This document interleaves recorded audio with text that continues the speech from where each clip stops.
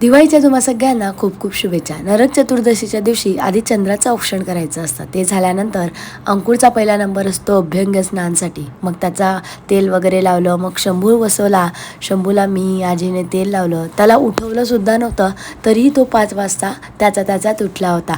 मग त्याचं औक्षण वगैरे केलं. छान सजुंदरी लावल्या होत्या, गाणे म्हटले. मग आजोबांची अंघोळ झाली आणि अंघोळ झाली की फराळ करणं असतंच. मग अंकुरला दिला. शंभूने मुगाची डाळ खाल्ली आणि दिवसाची सुरुवात झाली. थोड्या वेळाची झोप झाल्यानंतर हे पप्पांसाठी मोबाईल घ्यायला गेले होते आणि येताना पाडव्याचं गिफ्ट म्हणून माझ्यासाठी वायरलेस हेडफोन आणले होते. बरेच दिवस झाले विचार करत होती आणि या पाडव्याला आलेच. दुसऱ्या दिवशीची सुरुवात हेडफोन पाहूनच झाली.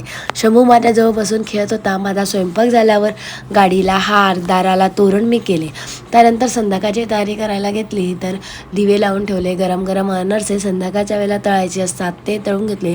इथे पूजेची सगळी तयारी झाली होती.